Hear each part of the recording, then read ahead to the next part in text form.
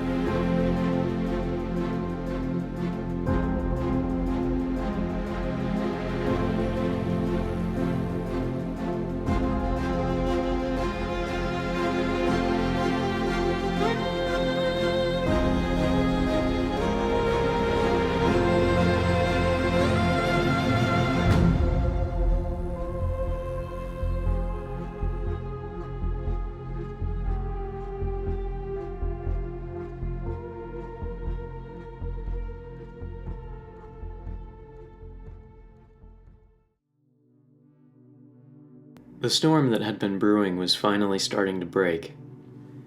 All of the centuries of careful planning and secrecy within the Court of Owls was ending. The Batman was coming to tear it all down.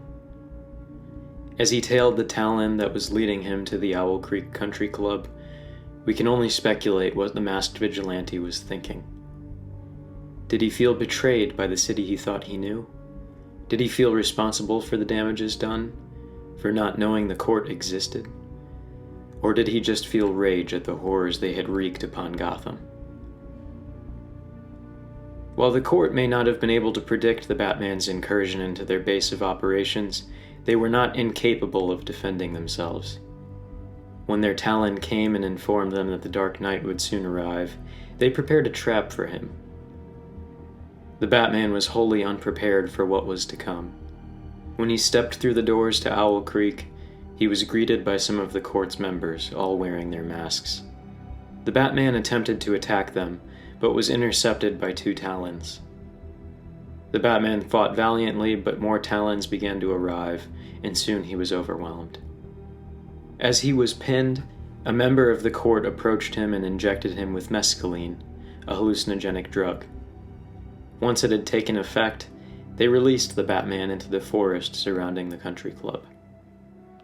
Under the effects of the drug he'd been induced with, the Batman saw many horrors, grotesque visions and waking nightmares.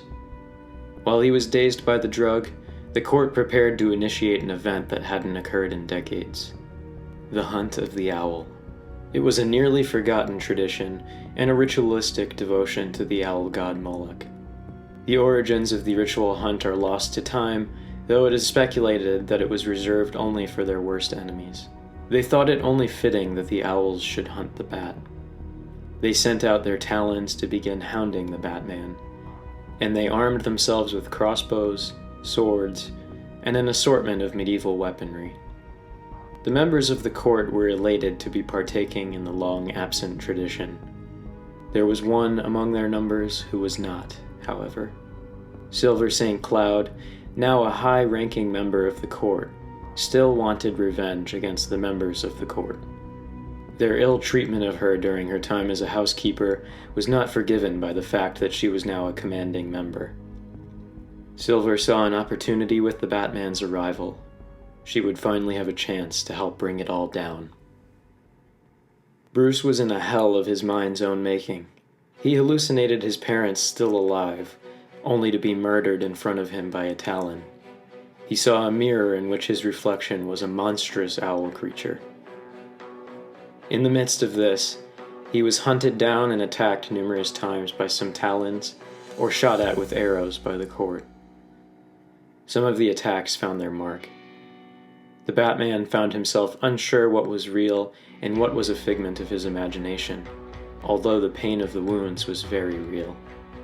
Silver St. Cloud accompanied the court with the Talon bodyguard, the man known as Lincoln March in his prior life. The court's brainwashing process included the integration of safe words into the poor men's minds, safeguards allowing for a strengthening or relinquishing of some conditioning. Unbeknownst to the rest of the court, Silver intended to use this for her own aims.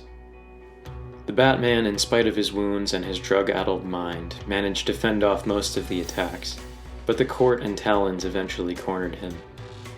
It seemed that the Dark Knight's career was about to meet its end, when Silver uttered the safeguard to Lincoln March, Willowwood. March's conditioning eased up enough that he regained some of his free will. It was at this moment that Lincoln March's hatred for the court exploded. Lincoln lashed out at Talons and members of the court alike, slashing and striking indiscriminately. The Batman was beginning to overcome the mescaline in his system, and seeing this, took advantage of the situation. He began fighting again with renewed vigor. In spite of this, the Talon and the Bat were still vastly outnumbered.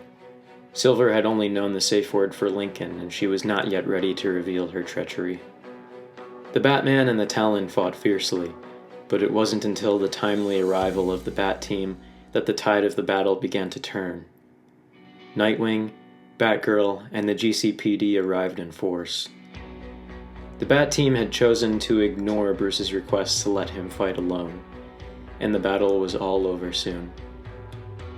With the drug finally wearing off, the Batman and his allies apprehended the remaining Talons and court members, although some members of the court managed to escape. Lincoln March and most of the Talons were brought into custody, but Silver St. Cloud and a handful of others were nowhere to be found. The Batman spent the following few weeks tracking down the remaining court members.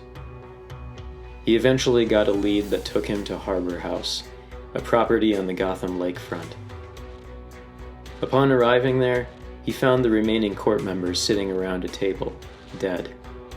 They had been poisoned, except for Silver St. Cloud, who was nowhere to be found.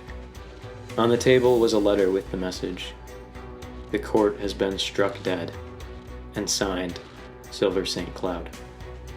Silver was never found, and presumably left Gotham altogether. The revelation that Silver had been a member of the court struck a blow to the Batman. Bruce's romantic entanglement with Silver had come to an abrupt end, as most of his relationships did. At Harbor House, numerous ledgers and records of the court's dealings were found. They went into great detail and revealed a shocking secret to the Batman. The Gotham chapter was not the only chapter of the court to exist in the United States. There were mentions of chapters in New York, Boston, Washington, D.C., Chicago, and many others. Gotham had been the Court of Owl's main base of operations, but the legacy of the court lived on in other organizations that sprang up throughout the centuries. The Bohemian Club, Skull and Bones, and more. These clubs were merely echoes of the court, but still held many similarities. They also publicly kept their noses clean and could not be touched. The Batman knew to pick his battles, and surmised that the court's presence in Gotham was eradicated. He gave all of his information to the police, who in turn gave it to the FBI. As long as the court stayed out of Gotham, he would leave the other chapters to the authorities. The Talons that had been apprehended were treated with gentle care. They could not be imprisoned in Blackgate as they were not responsible for their actions. They were moved to Arkham Asylum's high-security wing. The court's brainwashing had effectively sapped their free will. Numerous reprogramming words were discovered in the court's records, and used to begin the process of granting these men, whose lives had been stolen from them, some semblance of what their lives had been before. In spite of this, it took years to deprogram the men they could. The others weren't so lucky. Bruce Wayne personally oversaw the funding that went towards helping these men. The Gotham Gazette did an expose on the Owl Creek Country Club, bringing to light what had been in the dark for so long. It shocked Gotham to know what had transpired under their noses. It also shook the faith of its citizens in the Batman. If something so horrible could happen on the Batman's watch, then who would keep them safe? It was the first in a long line of events leading to eventual protests against masked vigilantes. The fall of the Court of Owls transpired in early 1934, and it signified the end of an era. The Batman's crusade had been against mob bosses, criminals with gimmicks, and individual rackets, but never something of this magnitude.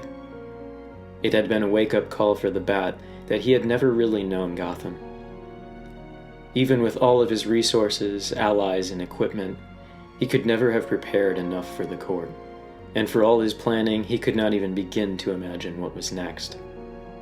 It was almost as if the defeat of the court sparked the greater fire that was yet to come, and that greater fire would singe Gotham to its core.